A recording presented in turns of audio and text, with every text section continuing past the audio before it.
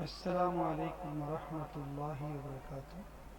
پچھلی قسط کے اندر نبی پاک صلی اللہ علیہ وسلم کی نبوت اور رسالت کا جو آغاز ہے، وحی کا جو آغاز ہے، اس پر بات ہوئی۔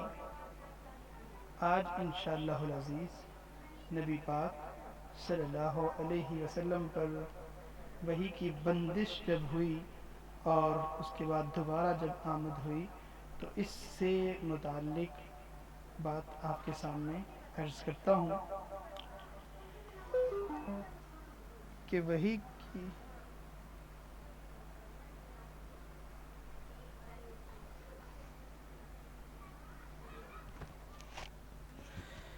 وحی کی بندش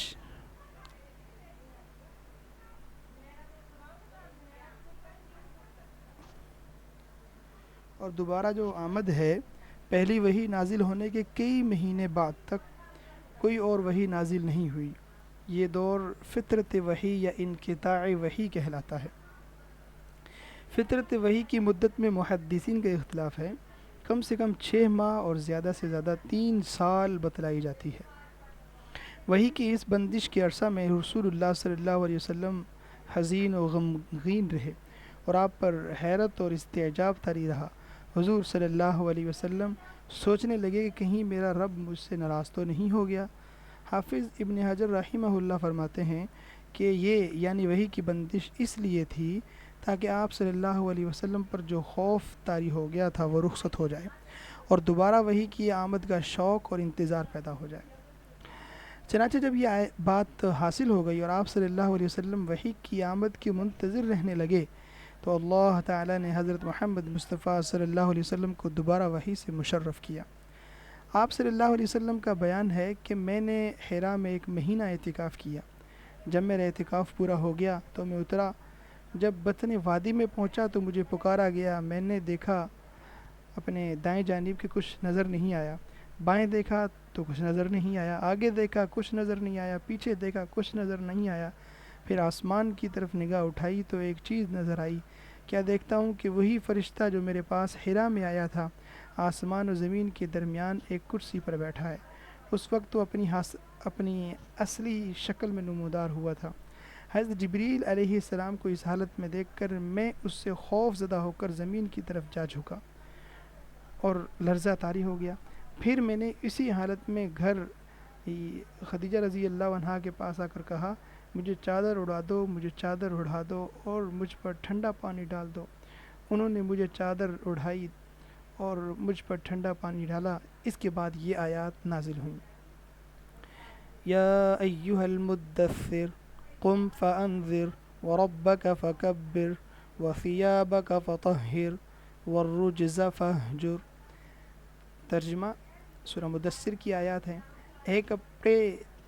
ایک کپڑے میں لپٹنے والے، اٹھو اور لوگوں کو خبردار کرو اور اپنے پروردگار کی تکبیر کہو اور اپنے کپڑوں کو پاک رکھو اور گندگی سے کنارہ کر لو اور کوئی احسان اس نیت سے نہ کرو کہ زیادہ وصول کر سکو اور اپنے پروردگار کی خاطر صبر سے کام لو۔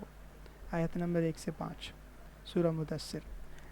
یہ نماز فرض ہونے سے پہلے کی بات ہے۔ اس کے بعد وحی میں گرمی آ گئی اور وہ متواتر نازل ہونے لگی۔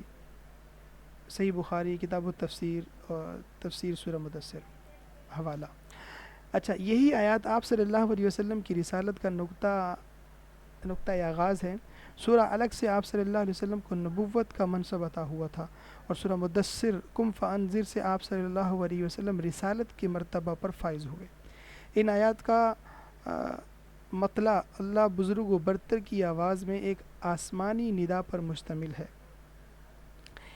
جس میں نبی کریم صلی اللہ علیہ وسلم کو اس عظیم و جلیل کام کے لیے اٹھنے اور نیند کی چادر پوشی اور بستر کی گرمی سے نکال کر جہاد و کفاح، سعی و مشقت کے میدان میں آنے کے لیے کہا گیا ہے۔